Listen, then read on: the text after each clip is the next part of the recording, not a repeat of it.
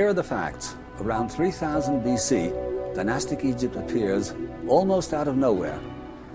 Artistically and architecturally, it starts simply.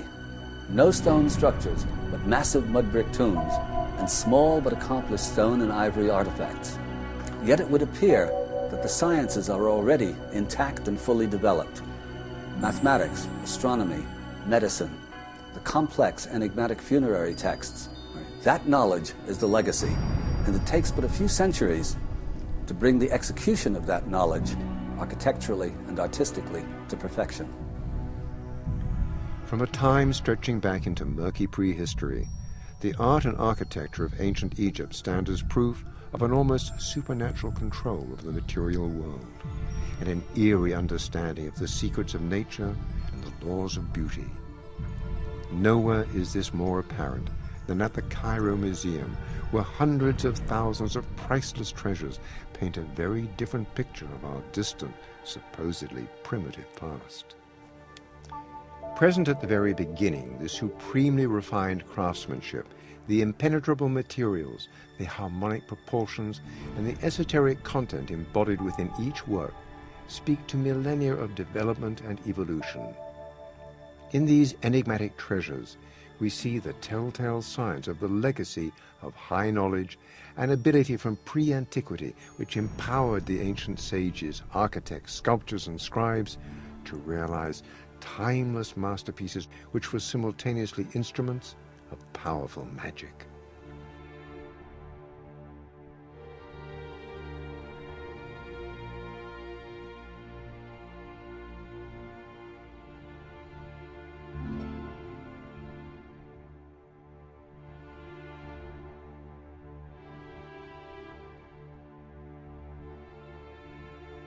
The Cairo Museum is a treasure trove, a kind of a giant warehouse filled with masterpieces. Within it, we find bits and pieces of direct and indirect evidence supporting our hypothesis of the lost civilization. We find, for example, little stone bowls carved from some of the hardest stones known, porphyries and granites and green schists and diorites, that are beautifully designed with narrow necks and hollowed in the center. Now, we could not, with our machine tools, produce these stone bowls, and yet they date from earliest Egypt, first dynasty, pre-dynastic Egypt even. The other finds from these periods show relatively simple pottery, fish hooks, combs, artifacts of that sort. So we are suggesting that it is just possible that these extraordinary bowls, which, as I say, we couldn't do today, are artifacts from that still earlier, highly sophisticated civilization. Left to themselves, if they're not destroyed, they're virtually eternal. They won't weather, they won't erode. There's nothing really to break them up. And so we're suggesting that, quite possibly, these were heirlooms handed down over the generations. What they were intended for, we don't know. All we know is that they're carved from stone. We could barely work today. We wouldn't know how to hollow them out. We don't know what they were used for, but there they are. Beautiful, elegant, mysterious. These are some of these remarkable stone vases. Some of the most spectacular are actually elsewhere in the Petrie Museum in London, and if you're at the Louvre, take a look, see what they have there. But you see what's involved here. I mean, this is perhaps the most remarkable. This one and this one. That's a porphyry, which is a impenetrable stone. You know, I mean, these things have hardnesses. Yeah, well, this one's relatively easy in the sense of hollowing it out. I mean, it's beautifully done, but you can see how you might do that with some sort of a hand drill. This is something else again, because it's hollow on the inside, and the thickness of the lip is pretty much the thickness of the wall. These things are perfectly formed. Nobody knows how to do it. We don't know how to do it today.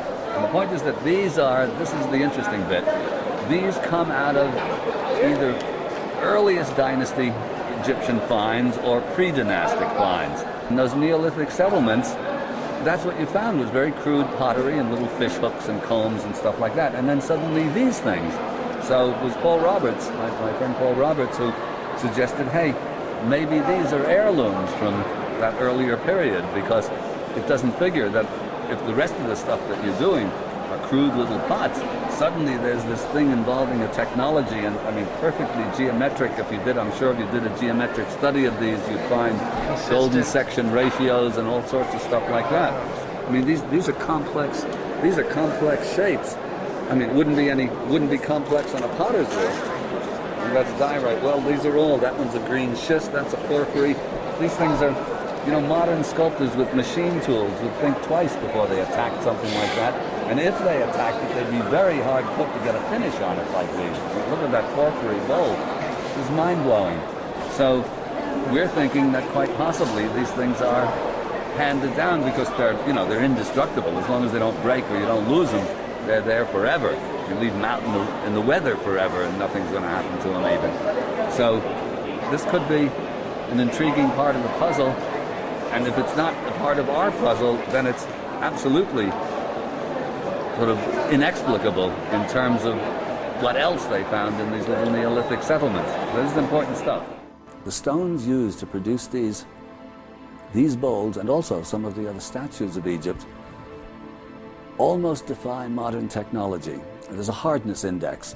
The hardest mineral known is diamond, has an index of 10. Next is carborundum. Steel files have a hardness of 6. These stones are harder than steel files.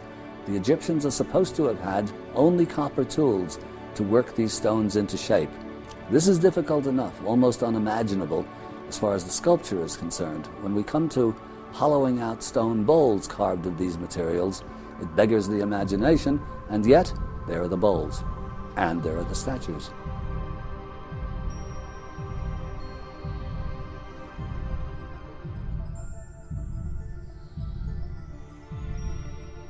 Further evidence, we think, although we can't really prove this, is the esoteric message enshrined within some of this magnificent sculpture.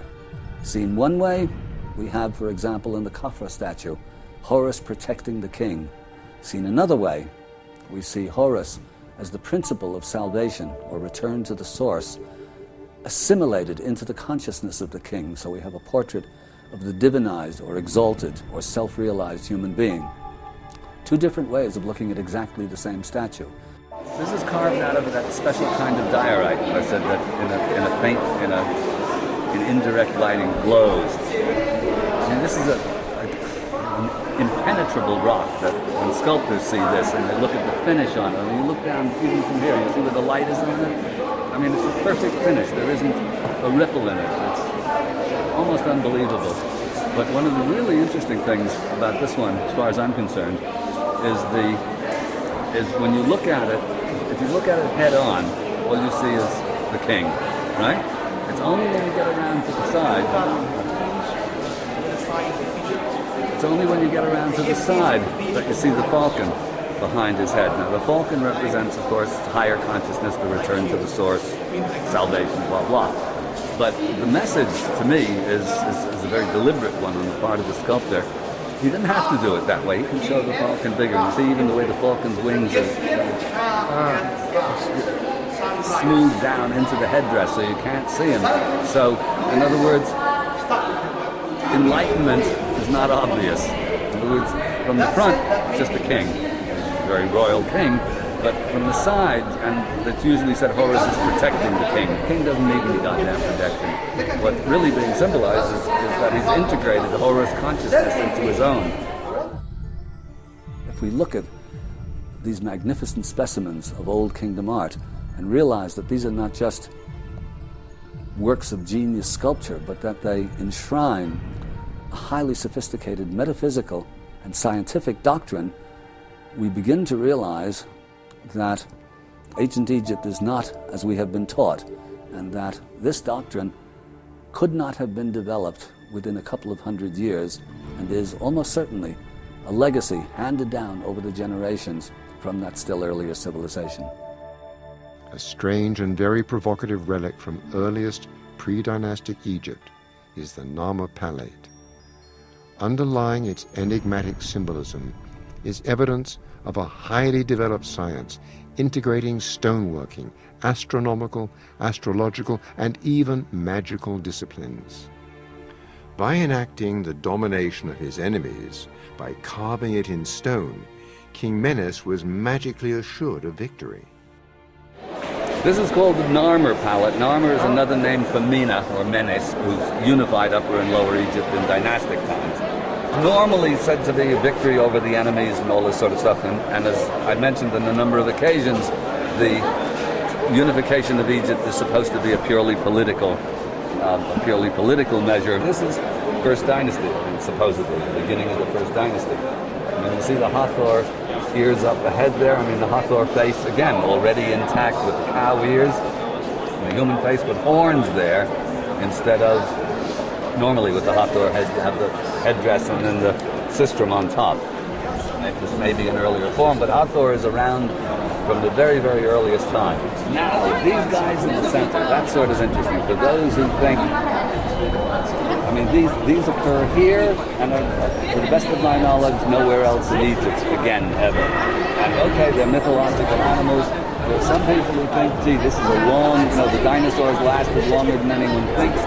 And that if you're trying to draw a dinosaur by memory, well, who knows? I mean, I certainly would not like to get up in front of the American Society of Rationalists and try to defend that point of view, but it's peculiar. And there is one Egyptologist, actually, who is reading this as an astronomical text, in other words, as the ingress into the age of Taurus, which is about 4000 BC. I like that. But already here, First Dynasty, you see Horus and the papyrus swamp.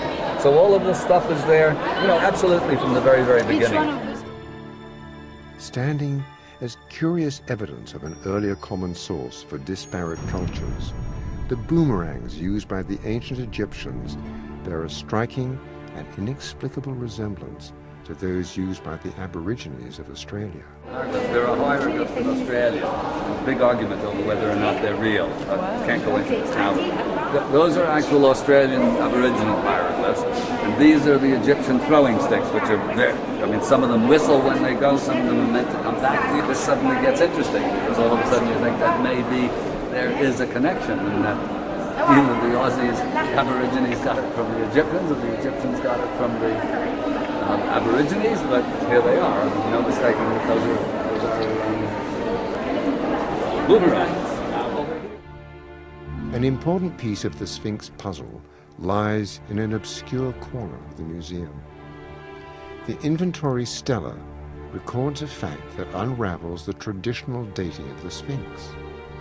It records that the Sphinx appears to have already been a sacred and venerated monument at a date when its supposed builder, Khephren, had yet to be born.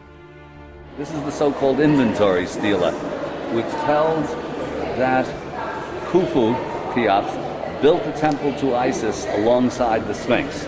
Meaning the Sphinx is there in Khufu's time, and it's not built by Khephren. Well, he was the pharaoh before Khephren, who built the Great Pyramid. So that in and of itself means that the Sphinx is there in Khufu's time. So when did it get built then? Wow. The way that the academics weasel their way out of this is that studying the stone, studying these scratchy hieroglyphs, they find that the language is actually late. It's late period hieroglyphs. But the late period was consciously trying to, it was a kind of a retro dynasty. They were consciously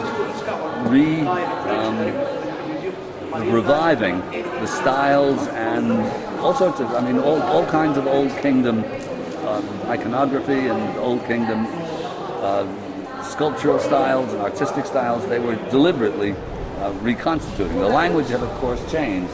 So to argue that this is a late kingdom, sort of a late kingdom invention, really begs the issue. It's like saying that a 20th century translation of the Bible isn't really the Bible, because it's not the King James Version and it's not in Aramaic.